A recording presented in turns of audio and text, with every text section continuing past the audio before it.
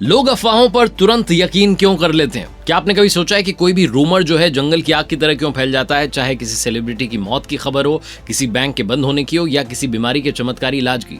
हमारे देश में या दुनिया में लोग अफवाहों पर तुरंत भरोसा कैसे कर लेते हैं?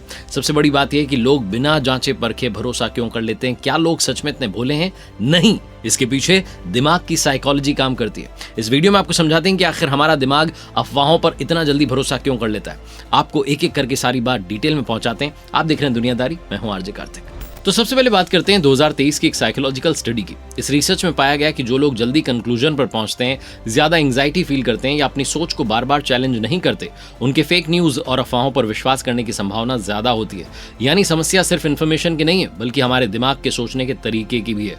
अब समझते हैं पहला साइकोलॉजिकल रीजन। इसका नाम है कन्फर्मेशन बायस। इसका मतलब है हमारा दिमाग वही बात आसानी से मानता है जो हमारे पहले से बनी हुई सोच से मेल खाती हो। मान लीजिए किसी व्यक्ति को पहले से लगता है कोई कंपनी खराब है। अगर सोशल मीडिया पर उसके बारे में कोई अफवाह आ गई तो बिना जांचे परखे उसे ये बात सच लगेगी। लेकिन अगर उसी कंपनी की तारीफ वाली खबर आ गई तो तुरंत सवाल उठाने लगेगा। यानी हमारा दिमाग सच नहीं ढूंढता, कई बार अपनी पुरानी सोच को ही ढूंढता रहता है। दूसरा कारण है इल्यूजरी ट्रूथ इफेक्ट। ये एक बहुत ही दिलचस्प साइकोलॉजिकल इफेक्ट है। अगर एक ही झूठ को बार बार सुनाया जाए तो हमारा दिमाग उसे सच मान लेता है। यूसी सैन डियागो के मनोवैज्ञानिक बताते हैं कि बार बार दिखाई देने वाली जानकारी हमारे दिमाग को परिचित लगने लगती है और दिमाग कई बार परिचित चीज को ही सच समझकर बैठ जाता है। इसीलिए सोशल मीडिया पर एक ही फेक पोस्ट जो है जब हजारों बार शेयर होती है तो लोगों को ज्यादा भरोसेमंद लगने लगती है।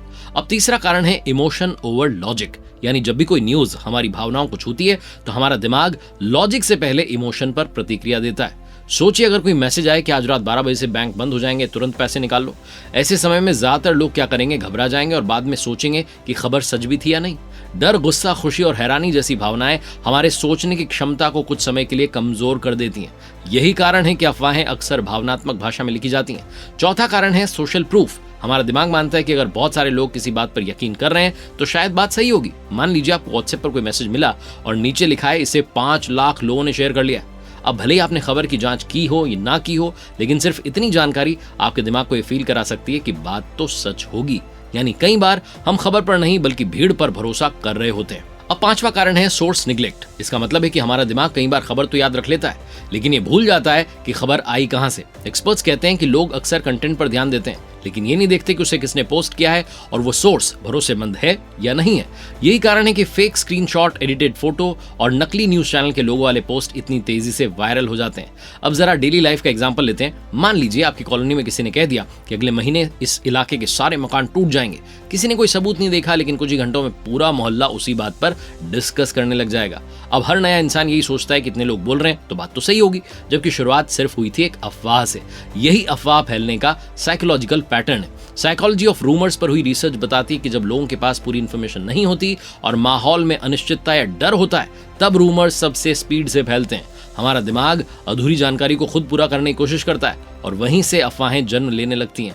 तो अगली बार जब कोई चौंकाने वाली खबर आपके मोबाइल पर आए तो भरोसा तुरंत मत कीजिएगा। अपने दिमाग को दीजिए सिर्फ 30 सेकंड और 3 सवाल पूछिए। पहला, इसका सोर्स क्या है?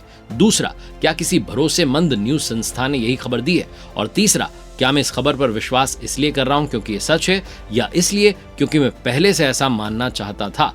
याद रखिए, अफवाहें हमारी कमजोरी नहीं होती बल्कि हमारे दिमाग के शॉर्टकट्स का फायदा उठाती हैं। और जिस दिन हम इन साइकोलॉजिकल ट्रिक्स को समझ गए, उसी दिन किसी भी फेक न्यूज या अफवाह का शिकार होने से बच जाएंगे।